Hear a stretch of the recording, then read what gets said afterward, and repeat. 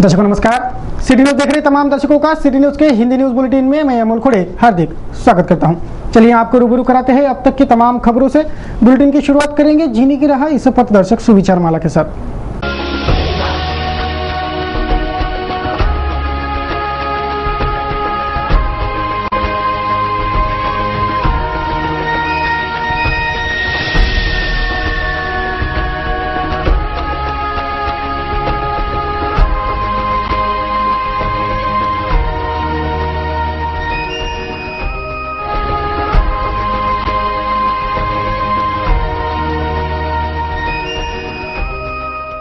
पथदर्शक सुविचार माला जीने की राह के बाद अब रूबरू होते हैं खबरों के श्रृंखला से। सर्वप्रथम नजर डालेंगे बुलेटिन के सुर्खियों पर।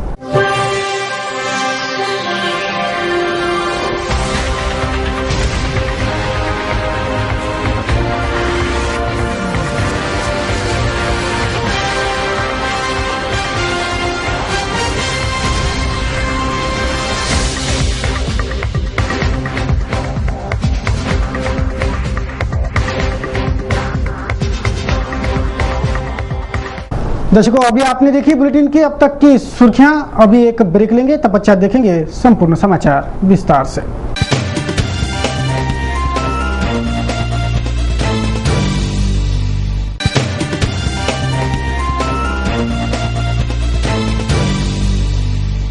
ब्रेक के बाद आप सभी का स्वागत है। अब देखते हैं संपूर्ण समाचार विस्तार से। गुरुवार को जिले के ग्राम पंचायत चुनाव के वोटों की गिनती जिले के तहसील मुख्यालयों पर हुई। सुबह से मतगणना की प्रक्रिया शुरू हुई जो शाम 5 बजे तक जारी थी। तत्पश्चात आधिकारिक रूप से चुनाव परिणाम घोषित किए गए। ग्राम पंचायत चुनावों की प्रक्रिया गुरुवार को पूरी हो गई। बुधवार को जिले भर के ग्राम पंचायतों का चुनावी मतदान की प्रक्रिया पूरी हुई। तत्पश्चात गुरुवार को जिले के सभी तहसील मुख्यालयों पर मतों की गिनती की गई। जिले के राजनीति में आई गर्माहट गुरुवार को हुए मतगणना पश्चात कुछ हद तक थम गई और विजयी प्रत्याशियों की जीत के खुशी का माहौल जिले भर बनाया।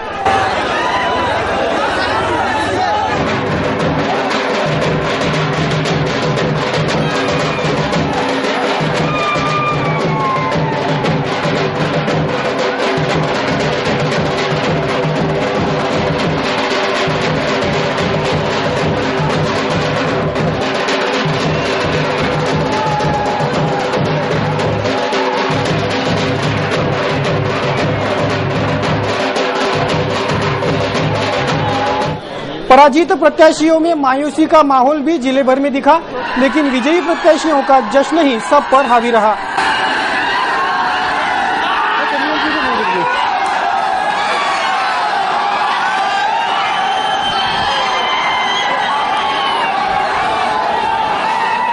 जिले के 530 ग्राम पंचायतों के चुनाव के लिए जो वोटिंग हुआ उसमें सेना भाजपा के हक में ज्यादा वोट पड़े। जवड़ा शाहपुर का पूरा पैनल शिवसेना ने जीता तो सोनूरी का पैनल भाजपा ने जीत लिया। शिरसगांव बंड में प्रहार के गढ़ से ही प्रहार का सफाया हो गया। यहां कांग्रेस ने अपना दमखम दिखाया। अमरावती जिले के कुल 530 ग्राम पंचायतों के चुनाव परिणाम आने से जिले भर में उत्साह का माहौल था, ऐसा तहसीलदारों ने सिटी न्यूज को बताया, जो तहसीलदार चुनाव अधिकारी के रूप में मतगणना स्थलों पर नियुक्त थे। आमच्याकडे एकूण 46 ग्रामपंचायती आणि 3 पोट निवडणूक असे एकूण 49 ग्रामपंचायत निवडणूक होत्या। त्यापैकी 6 ग्रामपंचायतीचे मध्ये अविरोध निवडून आलेले सदस्य आहेत। त्यामुळे आणि एक पोट निवडणुकीमध्ये अविरोध सदस्य निवडून आलेला आहे। आता त्यापैकी 41 ग्रामपंचायतीची निवडणूक आम्ही घेतलेली आहे। 22 तारखेला पोल झालेला आहे मतदान आणि आज सकाळपासून त्याची काउंटिंग होती 10 वाजतापासून। 2 वाजता आमची काउंटिंग संपली। काउंटिंगमध्ये आम्ही एकूण 857 उमेदवारांपैकी 822 उमेदवार आम्हाला नेमायचे होते। त्याची पूर्णपणे व्यवस्थितरित्या आमची काउंटिंग संपलेली आहे। 10 निवडणूक निर्णय अधिकारी यांच्या उपस्थितीमध्ये आम्ही मतमोजणी पार पाडलेली आहे। बीते रात जिले के चांदूर बाजार तालुके के तहत आने वाले ग्राम रिद्धपुर में सिलेंडर फटकर आग लगी। आग ने विकराल रूप धारण कर 5 झोपड़ियों सहित 5 बकरियों को भी खाक में बदल डाला। अंदाजन 10 से 12 लाख रुपयों की हानि इस आगजनी में हुई है। जिले के चांदूर बाजार तहसील क्षेत्र के तहत आने वाले चांदूर बाजार मोर्शी मार्ग पर स्थित ग्राम रिद्धपुर के एक बस्ती में विगत रात आगजनी की वारदात घटी। आगजनी में 5 झोपड़ियां पूरी तरह से जलकर खाक हो गई तो 5 भेड़ बकरियों की भी आग में जलकर मौत हो गई। अंदाजन 10 से 12 लाख रुपयों की हानि इस आगजनी में हुई। इस बस्ती के शकुंतला केशव ठाकरे के घर से चूल्हे की चिंगारी से सिलेंडर ने आग पकड़ी और सिलेंडर फटकर आग तेज गति से फैली और यह अग्निकांड घट गया। सिटी न्यूज की सूचना पर तहसीलदार माडवी भी मौका वारदात पहुंच गए थे। अग्निशमन दस्ते ने मुस्तैदी से आग पर काबू पाया, लेकिन तब तक आग के शोले सब कुछ राख कर चुके थे। पुलिस ने और महकमे ने घटना दर्ज कर ली है। गुरुवार को अन्न व औषधि प्रशासन के दस्ते ने शहर के कॉटन मार्केट फल बाजार में रेड कर कार्बाइड से कृत्रिम पद्धति से पकाए आम नष्ट कर डाले। कार्बाइड से पके फल खाने से नागरिकों के आरोग्य पर बुरा असर पड़ता है, इसलिए अन्न व औषधि प्रशासन ने कार्बाइड से फलों को पकाने वालों को रडार पर ले रखा है। शहर में कार्बाइड से पके फल बड़ी मात्रा में बिक रहे हैं। कार्बाइड से फल पकाना सालों से शुरू है। कार्बाइड से पके फल खाने से शरीर को नुकसान पहुंचता है। आरोग्य विभाग के इसी हवाले पर अन्न व औषधि प्रशासन ने अब कार्रवाई की कमान संभाल ली है। कार्बाइड से फल पकाने वालों को 10 साल तक के कैद का प्रावधान है। यह विशेष गुरुवार को अन्न व औषधि प्रशासन ने फ्रूट सप्लायर महेश कुमार बानूमल की दुकान पर छापा मारकर हजारों रुपयों के कार्बाइड से पकाए आम जब्त कर वही नष्ट कर डाले। अन्न व औषधि प्रशासन के सहायक आयुक्त देशपांडे ने इस कार्रवाई पर प्रकाश डाला।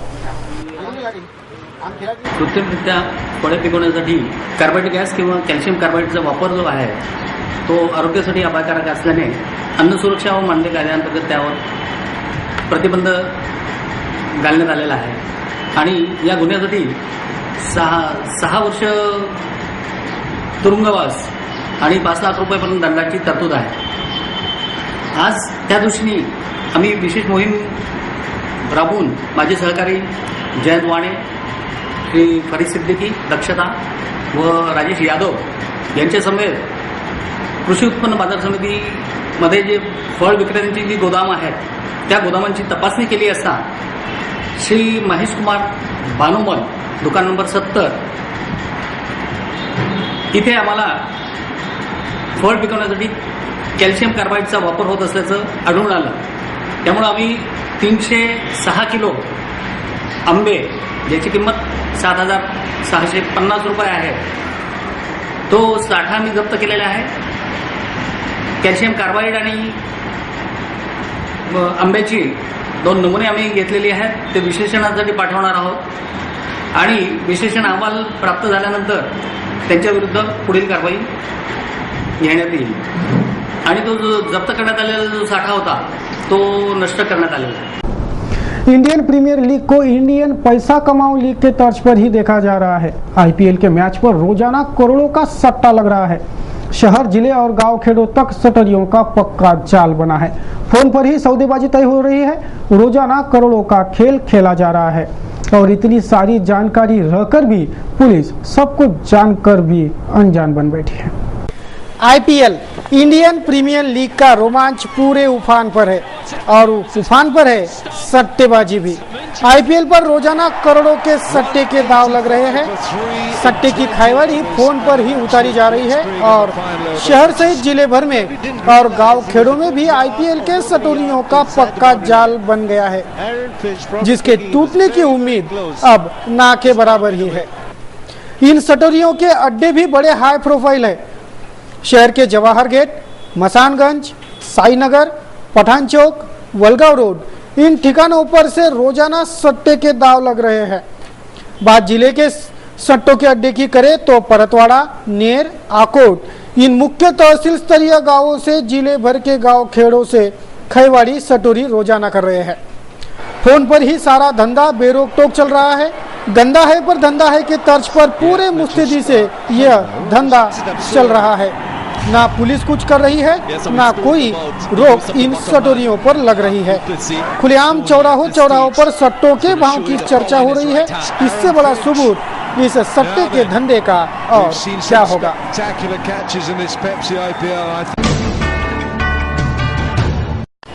गर्मी का मौसम यानी छुट्टियों का और घूमने फिरने का मौसम होता है। स्कूलों की छुट्टियां लगते ही मामा दादी से मिलने की, उनके गांव जाने की जिद बच्चों की होती है। तो शादी समारोह और लड़का लड़की देखने दिखाने का दौर इन छुट्टियों में चलता है। यह सब करने यात्रा करना बेहद जरूरी है। ऐसे में यात्रा का प्रमुख जरिया है परिवहन महामंडल।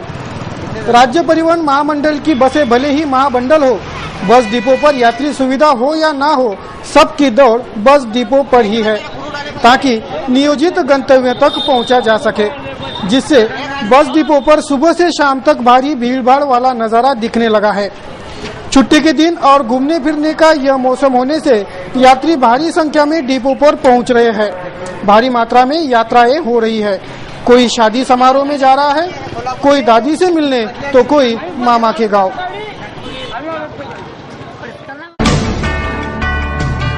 दर्शकों, न्यूज बुलेटिन में वक्त चला है कमर्शियल ब्रेक का। ब्रेक पश्चात लौटेंगे तो देखेंगे कुछ और खबरें।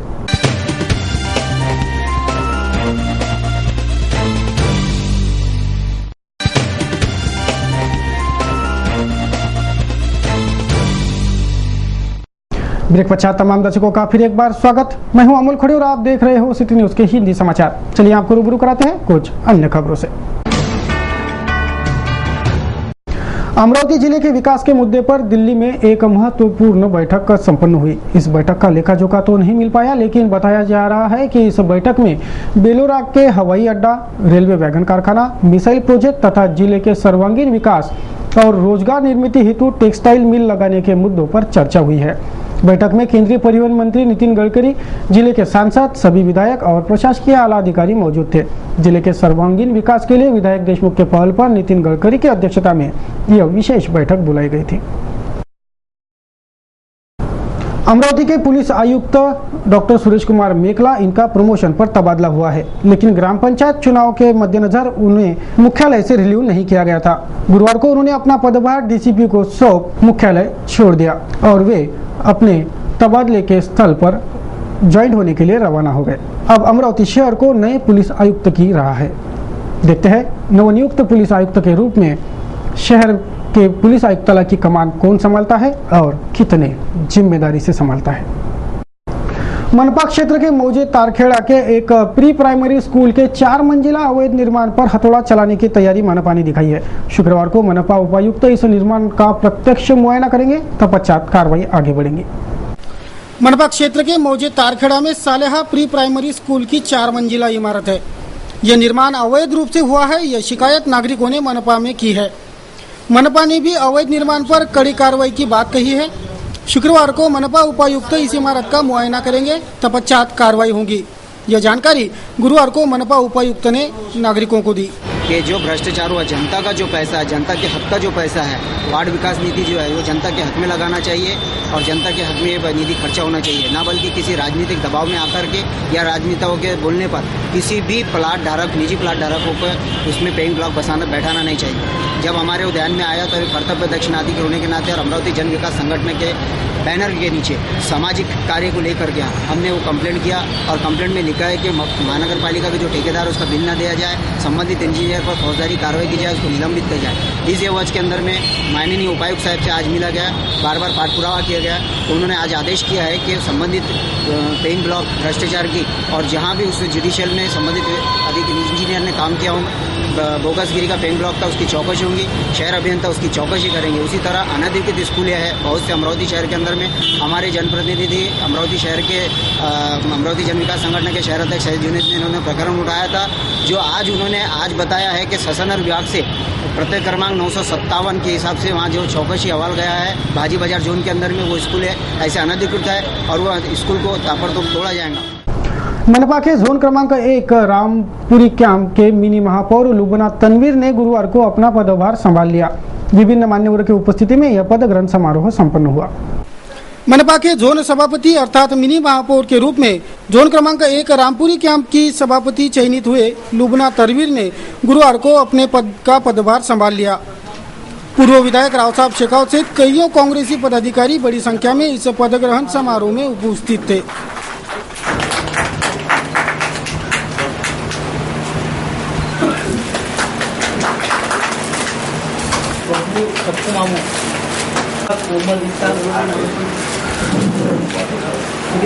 मुझे पूरा विश्वास है वो इस पद को पूरा न्याय देंगी, काबिल है आप पढ़ी लिखी हैं और पहले भी आपने काफ़ी सारा काम किया है।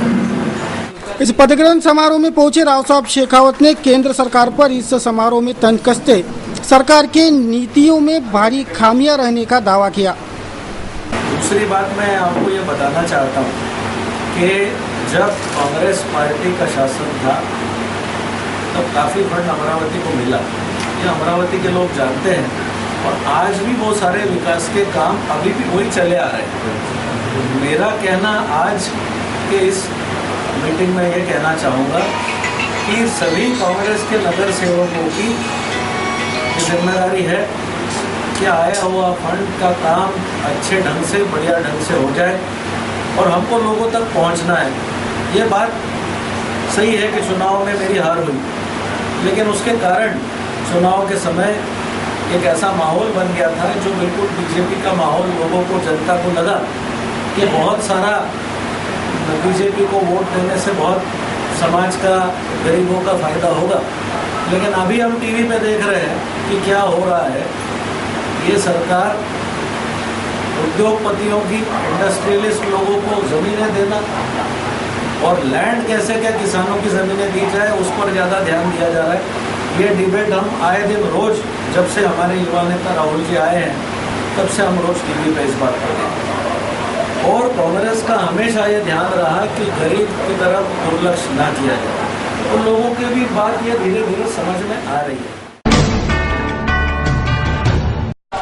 आज दिनांक 23 अप्रैल सांध्य बेला में महानगर के वेंकटेश बालाजी मंदिर से शोभा यात्रा की शुरुआत की गई। इस शोभा यात्रा की विशेषता यह रही कि मंगल वाद्य वृंद, ज्ञानी पंडित, पुजारी सभी को विशेष आमंत्रित कर तिरुपति से बुलाया गया।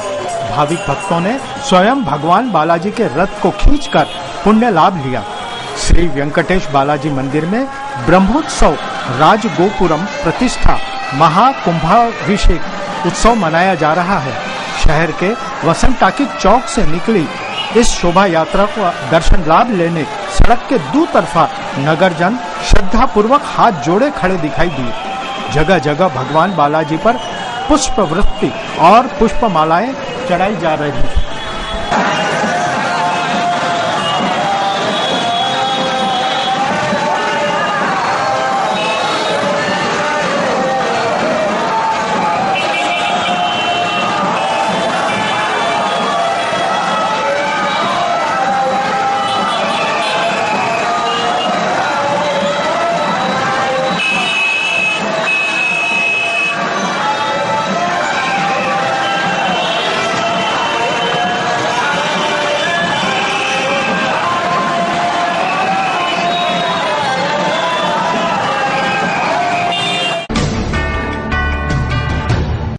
अब बारी आज के कार्टून कोना की। देखेंगे आज हमारे व्यंग्य चित्रकारों ने किस वस्तु स्थिति पर व्यंग्यबाण चलाया है।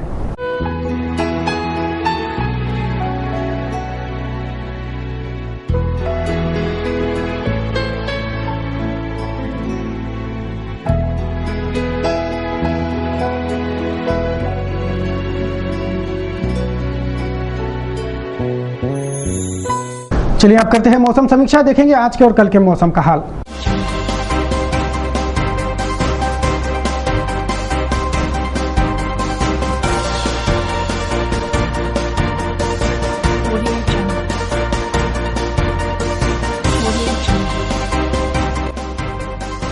गुरुवार को शहर का अधिकतम तापमान 39 डिग्री सेल्सियस तो न्यूनतम तापमान 26 डिग्री सेल्सियस रखा गया।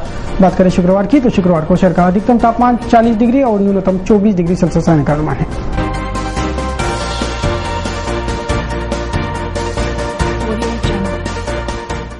चलिए अब देते हैं उन सभी को बधाइयां जिनका आज जन्मदिन है।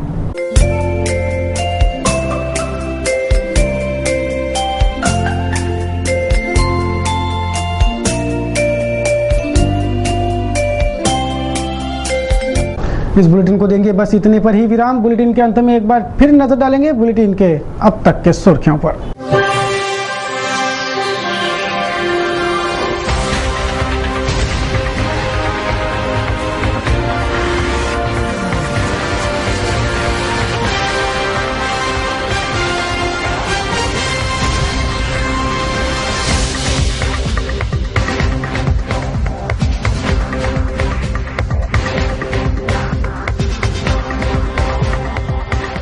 सिटी न्यूज के बारे में आप सभी से सुझाव एवं विचार सादर आमंत्रित है। हमारा पता सिटी न्यूज कार्यालय धनराज लेन सक्कर 7 अमरावती।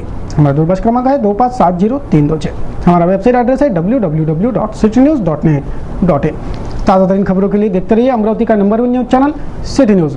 ताज़ा तरीन खबरों को लेकर जल्द हाजिर होंगे, तब तक के लिए दीजिए इजाजत। जय हिंद।